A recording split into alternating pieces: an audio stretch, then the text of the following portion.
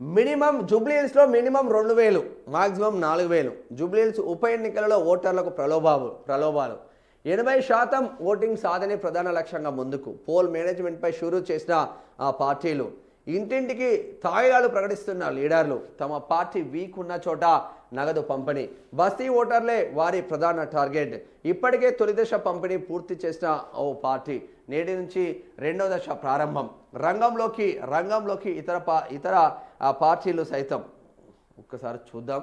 జూబ్లీహిల్స్ ఉప ఎన్నిక ప్రచారంలో తుది అంకానికి చేరుకుంది. నేటితో ప్రచార పర్వం ముగియనుంది. ఈ క్రమంలోనే ఆ పార్టీలు ఓటర్లకు తాయిలాలు ప్రకటిస్తున్నారు. పోల్ మేనేజ్మెంట్ కోసం రంగంలోకి దిగారు. సాధారణంగా ఈ ప్రక్రియ ఎన్నికల ప్రచారం ముగిశాక జరుగుతుంది. కానీ జూబ్లీహిల్స్లో మాత్రం శుక్రవారం రాత్రి నుంచే ప్రధాన పార్టీల లీడర్లు యాక్షన్లోకి దిగారు. తమ పార్టీ బలహీనంగా ఉన్న ప్రాంతాల్లోకి వెళ్ళి ఓటర్లను కలిసి డబ్బులు పంచుతున్నట్లు ప్రచారం జరుగుతున్నది.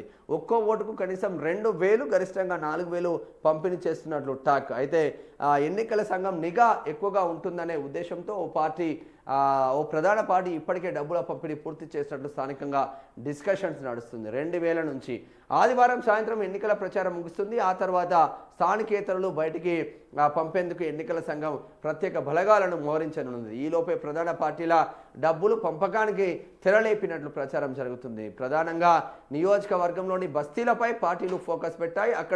అక్కడ ఉన్న ఓటర్లను ప్రసన్నం చేసుకునేందుకు ఒక్కొక్కరికి కనిష్టంగా 2000 గరిష్టంగా 4000 ఇస్తున్నట్లు ప్రచారం జరుగుతుంది.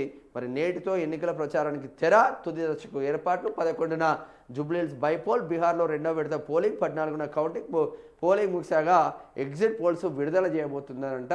మొత్తం మీద జూబ్లీహిల్స్లో మాత్రం ఓటుకు 2000 నుంచి 4000 బయటకు వచ్చిన మాట.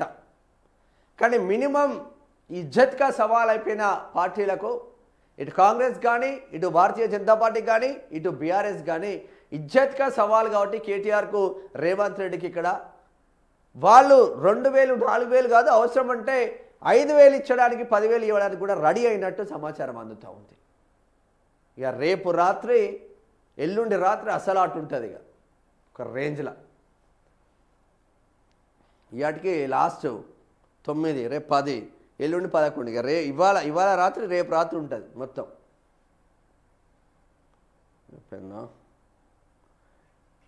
ఇక రాష్ట్ర పండుగగా కోటి దీపోత్సవం వచ్చే ఏడాది నుంచి అధికారికంగా ఉత్సవం జాతీయ పండుగగా గుర్తించాలని మోదీకి లేఖ రాస్తా సీఎం రేవంత్ రెడ్డి. సీఎంకు యాదగిరిగుట్ట పండితుల ఆశీర్వాదం. ప్రధాని మోదీ రాహుల్ టీపీసీ చీఫ్ మహేష్ కుమార్ గౌడ్ రాష్ట్ర మంత్రుల బర్త్డే విశేష్. సీఎం రేవంత్కు పుష్పగుచ్చం అందజేస్తున్న నీలమధు ముద్రాజు దిశకు మెయిన్ పేపర్లో యాడ్ ఇచ్చిండు కాబట్టి ఆయన ఫోటో వేసిండు. ఇది కూడా డబ్బులకు ఇచ్చిన ఫోటోనే. ఇది కూడా జనహితమే సీఎం అభిమతం. తెలంగాణ పునర్నిర్మాణంలో ఆయన పాత్ర గొప్పది. అన్ని వర్గాల అభివృద్ధి సంక్షేమం లక్ష్యంగా ప్రజాపాలన. సీఎం రేవంత్కు నీలమధు ముదిరాజు పుట్టినరోజు శుభాకాంక్షలు.